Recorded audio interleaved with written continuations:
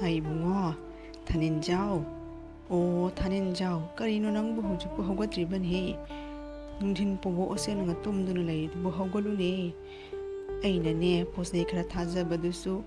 san hamyang changna loina maton ngi lo tidatna cha khare. Amta hogalu ne nang bo. Inkhol berado khara khaw hai basu ta de. Hojipu tumba matamlan he. Thaninjau. Oh, Thaninjau imagi Thaninjau hogalun he nang bo. Kari ngang no khangde ni he. Ngallingai dane inkhol berado khana lotion sine nang bo. Nungsa hai thaki bagi hoji ingthaba matam ni thabak suba nungai raba matam ni hoji pu mana tumduna lari soraba. Thaninjau hogulu ima gane tawdaba yadaba thabak amma leiri he. Hogulu ne bungo nang bo.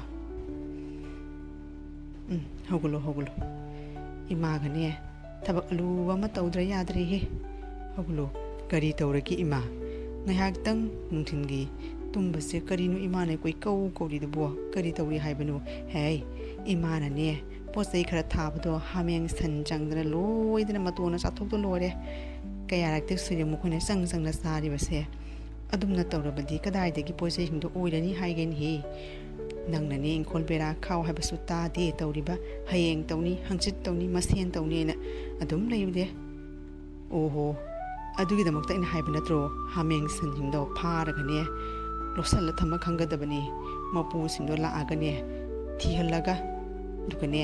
lawda lawge hairaga ne paisa piram dadi san hameng puba yaroina hairaga madugani moina khangdusi aina adumaina tawge haibasu imana yade tawriba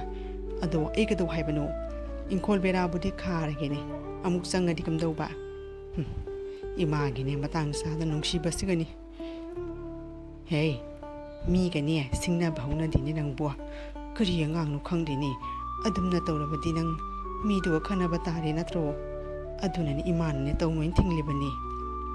adugi mahutane isa ge posai singdo jackson na thambagi mathoni aikoina ni inkhol berado matik chana kharabadi san hamengdo sangbangam luyi khangabra imana hairi base chalo washington chandana ne inkhol berado khana bagi tawsi sasidi chalo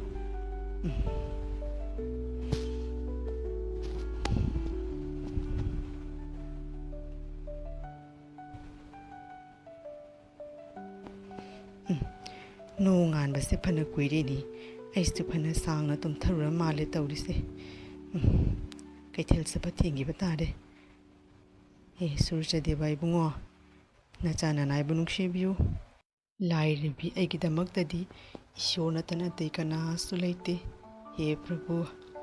hai Thaninjau hogulu ne bungo imane ngasidi kaithel chaturi bani kharangan na hogatana ne thaba inghang singdo loshina bagi nangshune a patagine thambal khore he uchu chalo kaithel da hore ne ima pudori bani hogulu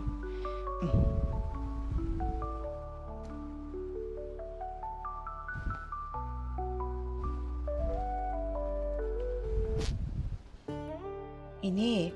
kari thabak suri no engota siga hang wai sili ro is ine se thabak phabana ado ine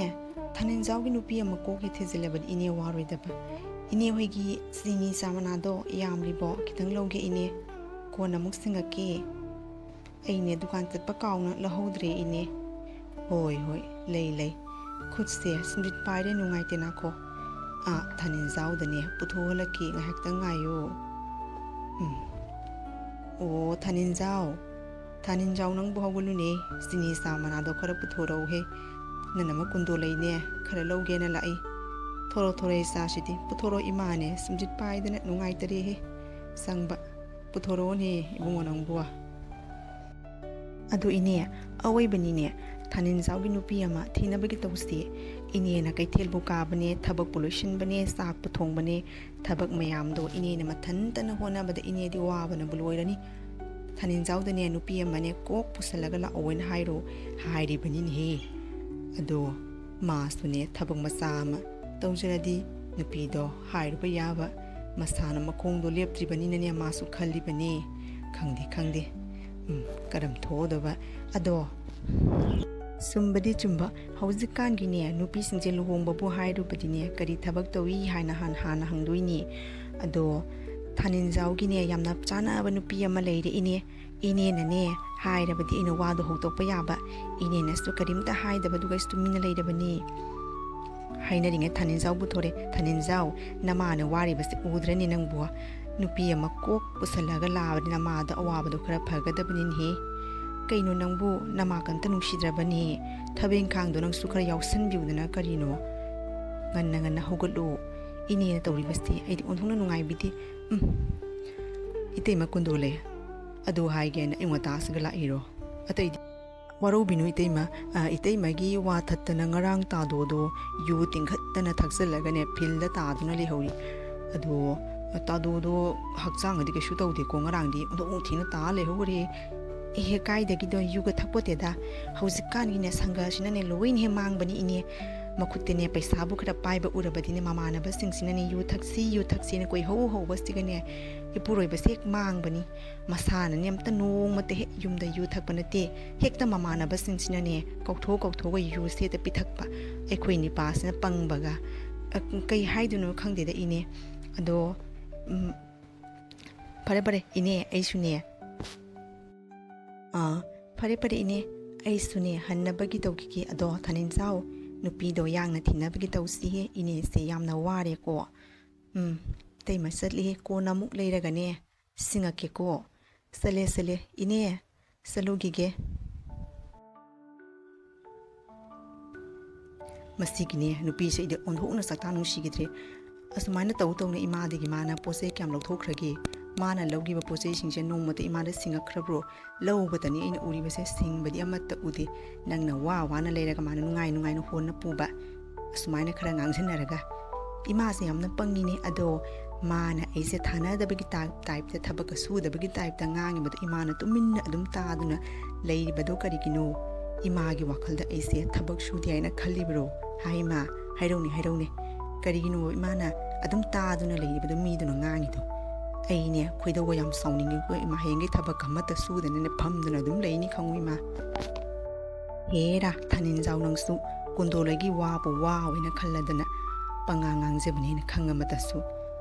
masu kariya kaibadi ngangagine nang yum pana bagi nupi ama pusalaklo yum siga maw ma mathau tare haibase nang su khangi ai su khangi ado yum se khara wa basiga imana sune tumina leiribani kariya kaibadi ngange o imana hairibase itema kundo leinai thabak suningde thabak amata tawde hairibaje summi asiro ima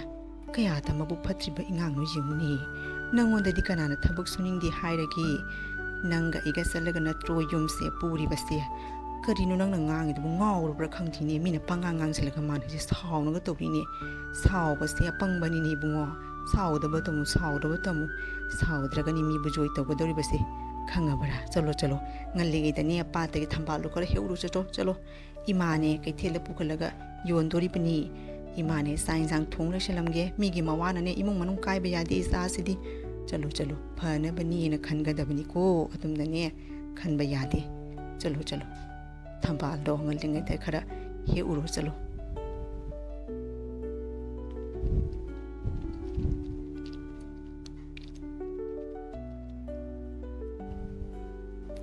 yarani untona su phazagre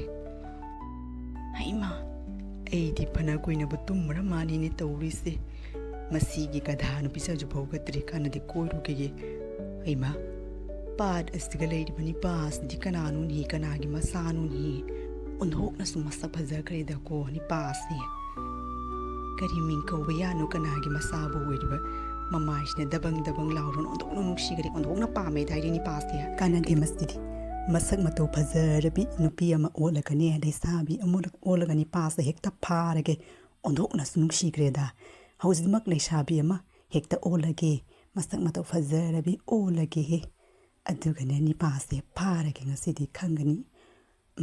kainu ni paiduna le ni pase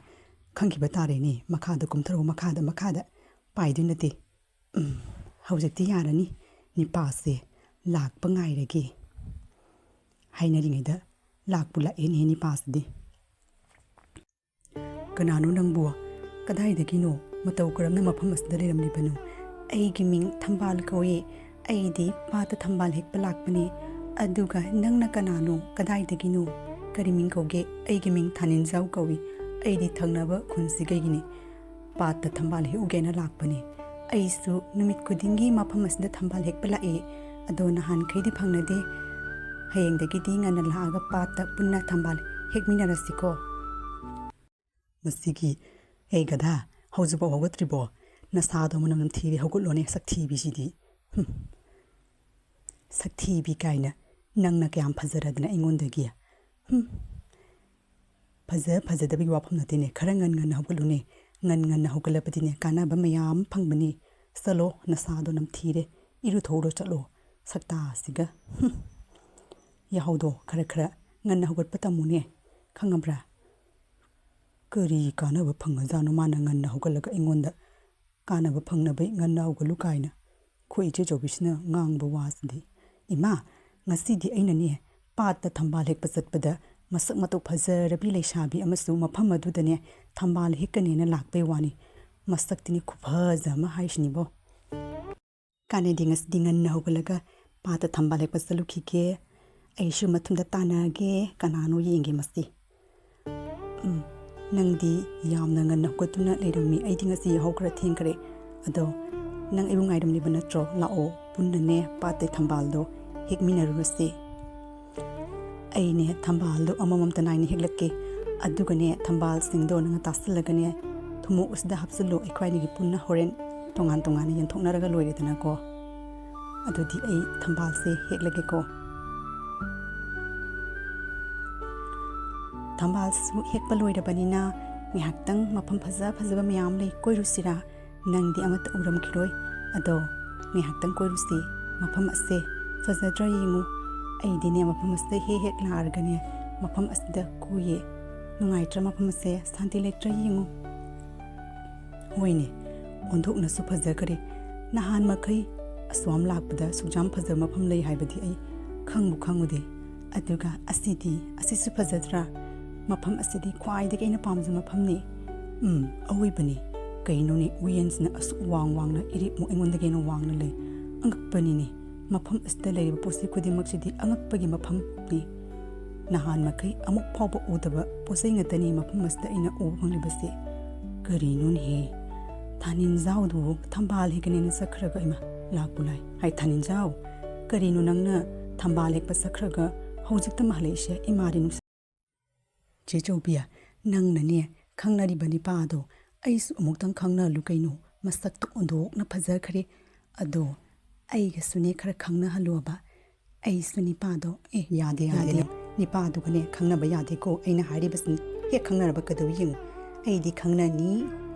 nang ni pado mathanta koina ba ya pro aisu koina ba yai kaino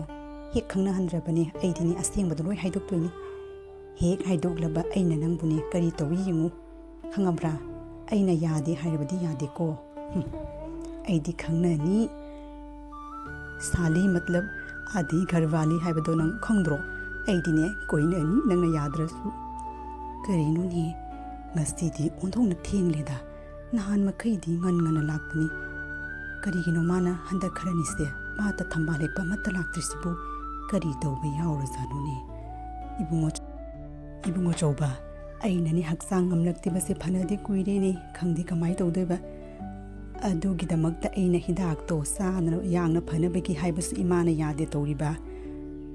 noigi thainagi mana masing subana kana roina ima haujikan hidak sadrabadi anaba pharuye paisa do wabadu kaina ni adum phajarakani aina leibani da paisa do waye na anaba do yengrushiro ima kanade aine hidak lawna bi tawkige paisagi cinta nang tawrunu ai thokpa tawni phare na ngayak tang leramu aine kaino pai ma sinkhige kari tawri nang na asukuiba pata thamba lekpaga amata laktrabadi kari yomgi awaba leirabagi haibadu ingonda tammu nang na haidrabasu ai loina khangi se mafam asda leiba sana lupa mayam singse aigi ngaktani mafam asidagi nang hekta sanagi safu ma puraga chatlo adugane yumgi awaba singdo koknanabigi honaro ai Thaninjau Nangna sanagi sapu asi kadai de puraklibano sengna khumu imada nangna nahan makai khangni haiba nupido adudagi nangna sana ase purakliba natro aine yam singnari ko nupido asamba nupi nate khangabra nupido lai nupira hingsabira amadi oiramani nangna ne sana se hojimuk chatuna pithokluso sanasna maram oiduna ne nang imadagi lapthokiba tari bungo aina hairibase munataw sanagi sapuse hojimak pirakliba nupiduga ne pithokluso saloni bungo chawba migi maran ima pamde asumna ne mafam marang khangduna lakpa sense ima pamde ima dine isagi humang mamalduni ne pamni base salo hojmak sanagi sapuase nupi adudane pithokluso chalo kari no khoi mase mi duna ware dana mawna sana mayam leene ingoda piraga amu pithokluso haisibu mi duna kari khanki dun hai numit tha uba ina hali ngarang tagi nga khanang ingoda takadaba nate asumna mathong marang khangduna paisa hekta lagane seleta laga ina harawadaba nate ni mi duna kanano karino su khangdaba makai sanagi sa phupirakle haiduna na harawna lakliba nang hina ngaw rene sanagi sa phuduga mana nangonda kari pamna pirakliba habidu su khangtaidana nangbu munna khanglabo mayungbu kadai dagino kanagi masano kari ming koiba haibasu khangdaba as adu yamdo thigatpi mathau tadi ima maagi manaktani mayamni lihori do aina una laglabni imichina aina purakliba sidi khatangtani miduna aina wai haibaduga piraklabani adu imana na suleibadi yungi awaba aine loina koklani dane sauningkhre imase khoigi ma si akpa haibaduni mana namdane sanagi sapuse hek thilalai nang saawranu imana lo haiba yade sanasi karigino dubu aina nangi awabai damuta pikhraga khangde imana ne lo haiba sunya yade yamandabadigi aina ne puduna laklabani awoi bani nangna ne koinari balai sabido asamba nupi nati mado hingsabi aigini iche sobini mana masak olaga nangondane masak mato phajarabi le sabi sara koinari bani awoi brahmana ngangi base sengna kumu nang kanano nangna karigino ingonda adumna minam libadi sengna kumu awoi bani ayase hingsabi aina nangbu thamoi sengna nungshirubagi aina leisabi asi olaga nangonda koina bani adubu aina hingsabi oina mapokta poklurasu aidi nangbu thamoi sengna nungs asini aigi asengba saktam haibabu ngasidagi amu ana yetlaroi nangonda ai nangaibu warauganuko ai amu ana nangonda yetlaroi nakho karigi adumna satkadoribanu hingsabi ujarabasu adu nushirba nangbu karimana thadoktoino hingchabi ursu kadorage koinarga loiredana hayengdagidi asigi saktamjo koinosiko nangi hingsabi ai kiyaba ko ariyam kanda asengba hayubraibu madi awoi tana nungshi kareni hingsabi singa kadaidagi ondokpanida aishu kadaidagi yahu thengbadagi kanabase phanghawdrene tawise che chawbina hana phangkhrene kokse thugaige he kokse usigane sugar thugaige he ondokna sauningkhrede ai hai yengiba noi khwai kebing myam so yahu ngaluko kanaba phangnabagi